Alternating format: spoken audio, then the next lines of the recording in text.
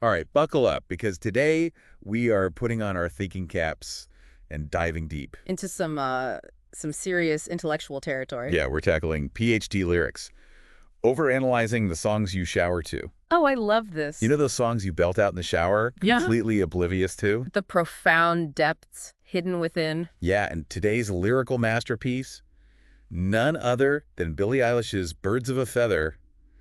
Get ready for some serious overthinking. Yeah, we're going full PhD dissertation on this one, folks. Oh yeah, tweed jackets, Yeah. metaphorical pipes, and all. We're going to psychoanalyze the text.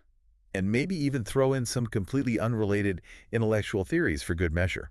Just to make it all sound extra grand, you know? You know the drill. We start with a killer hook, Right. and by the end, you'll be hitting that like and subscribe button. Craving more of this highbrow lyrical dissection. So let's kick things off with those gut-wrenching opening lines. When you go, I go too, because I wanted you always. I mean, who hasn't felt that kind of desperate, clingy love at some point? Oh, it's so relatable, it hurts. But there's something more there, right? Like, what's really going on beneath the surface? Well, right off the bat, Eilish throws us into this world of codependency. Codependency. Okay, break that down for me. So those lines, if you go, I go too. It's not just about love. It's about a complete loss of individual identity. Like she's totally subsumed by the other person. Oh, okay, that's heavy stuff. You're saying she's basically saying I cease to exist without you. Exactly. And you know what it reminds me of? What? Those echo chambers we see on social media. You mean like how we get trapped in these feedback loops where we only see and hear what reinforces our existing beliefs? Exactly. It's like constantly being surrounded by yes men. It warps your sense of self. You lose sight of any other perspective. And you're saying Eilish is drawing a parallel between that and this kind of all-consuming love. Absolutely. It's like she's saying that this kind of love can be just as isolating and distorting as getting sucked into an online echo chamber. Okay, I'm starting to see it. And then she takes this whole codependency thing to a whole other level with the next lines, until I rot dead and buried, until I'm in the coffin that you carry. Yeah. Talk about a mood swing. Right. But hold on, because this is where things get really interesting. Interesting how, I mean, it's pretty morbid. Oh, it is, but that's the brilliance of it.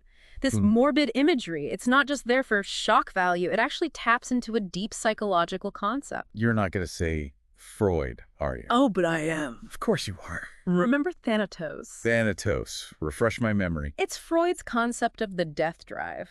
This primal urge we all have towards self-destruction. It's like this dark force within us that can manifest in unexpected ways. So you're saying Billie Eilish is subconsciously associating love with death? It's a compelling interpretation, right? Maybe she's suggesting that true love requires a kind of surrender, a willingness to lose yourself completely, even to the point of oblivion. Wow, okay. That's a lot to unpack. And on that note of losing yourself, let's move on to the next verse. You wouldn't believe me if I told you. You'd keep my compliments to yourself. But you're full of lies. It just screams communication breakdown. What's going on here? Well, this is where Eilish touches on a really thorny philosophical problem, what we call intersubjectivity. Intersubjectivity. Sounds fancy. It basically means that truly understanding another person, like really getting inside their head, might be impossible. We're all trapped in our own subjective realities. So you're saying we can never truly know what someone else is thinking or feeling? Well, it's complicated, but that's definitely one interpretation. Eilish is highlighting those limitations, the way language and perception can become barriers to genuine connection. So true. It's like, you can say I love you, but does it mean the same thing to both people? We can never really know, can we? Exactly. And it gets even more complex when you factor in deception, right? Because she accuses him of lying. So now, not only is true understanding difficult, it's actively being undermined. And this lack of trust, this inability to connect, is that what's making the relationship feel so toxic? It's certainly a contributing factor, right? Because look at the next lines. Admit it's rehearsed. Say you don't see it. Your mind is poisoned. She's calling him out, but also suggesting a kind of manipulation, a blurring of reality. It's almost giving Stockholm Syndrome vibes, wouldn't you say? Oh, that's an interesting connection. Stockholm Syndrome is all about that power imbalance where a captive develops positive feelings for their captor. Exactly. It's about a distorted perception of reality, justifying the actions of someone who is ultimately harming you. And in a way, that's what Eilish seems to be describing here, right? Trapped in this relationship, making excuses for his behavior even though she knows it's toxic. But then, just when you think it's all doom and gloom, she throws us this curveball. I knew you in another life.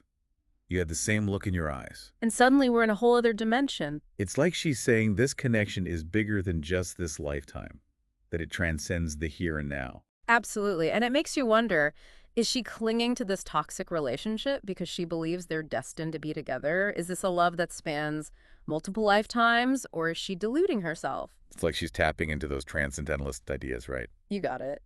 Like Emerson and Thoreau, she's hinting at a higher reality, a cosmic connection that binds us all. It's pretty mind-blowing when you think about it, how this simple pop song can raise such profound questions about love, identity, and the nature of reality itself. That's the power of art, isn't it? It makes us think, it challenges our assumptions. Well said.